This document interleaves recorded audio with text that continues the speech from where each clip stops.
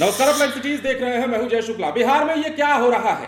बिहार में बरसात ठीक से शुरू हुई नहीं कि पुल धड़ाधड़ गिरने लगे, जमीन दोज होने लगे हैं। अररिया में जैसे ही कल पुल गिरा उसके कुछ ही घंटों के बाद एक बार फिर से देर रात मोतिहारी में अफरा तफरी मच गई, क्योंकि यहां भी एक पुल जो है वो ध्वस्त हो गया। और ध्वस्त होने के बाद का नजारा हम आपको दिखाते हैं कि रात में किस प्रकार अफरा तफरी मची है और अररिया के बाद मोतिहारी में एक पुल किस प्रकार धाराशायी होकर गिर पड़ा है, जिसके बाद लोगों का आवागमन ठप हुआ और कई किलोमीटर तक, 2 किलोमीटर तक कहा जा रहा है कि लोगों की लाइन लग गई, जाम लग गया। तो ये बड़ी तस्वीर हम आपको दिखा रहे हैं। देर रात की ये तस्वीर है। अररिया में पुल गिरने की तस्वीर आपने कल देर शाम ही देखी थी, लेकिन उसके बाद किसको पता था कि कुछ ही घंटों के बाद मोतिहारी में भी एक पुल ध्वस्त हो जाएगा। देखिए, बरसात का मौसम पूरे बिहार में सक्रिय ठीक से नहीं हुआ, बावजूद इसके अब पुलों के धाराशायी होने की खबरें हम लगातार आपको बता रहे हैं। तो खबर क्या है? तस्वीरें आप अपनी स्क्रीन पर देखिए, हम आपको खबर बताते हैं।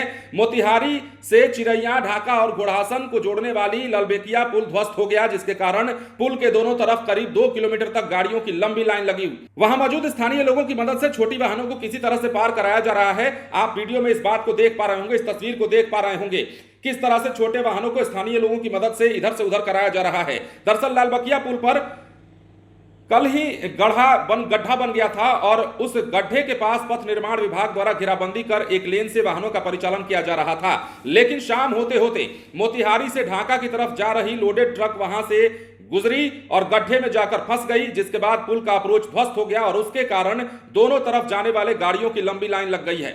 इतना ही नहीं, स्थानीय लोगों की मदद से मोटरसाइकिल और साइकिलों को किस तरीके से पार कराया जा रहा है वो आप लोग देख रहे हैं। तो बड़ी तस्वीर एक बार फिर से निकलकर सामने आई है।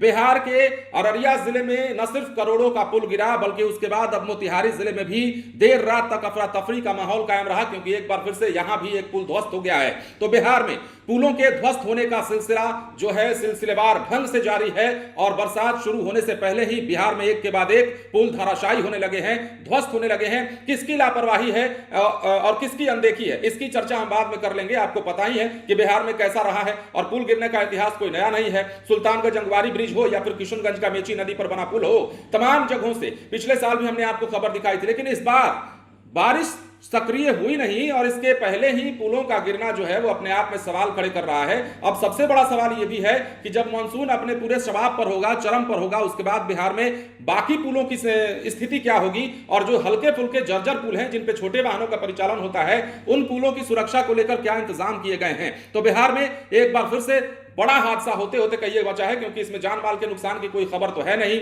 लेकिन लोगों को कितनी परेशानी हुई है ये आप बखूबी समझ सकते हैं। ये तस्वीर फिलहाल हम आपको देखने के लिए छोड़े जाते हैं।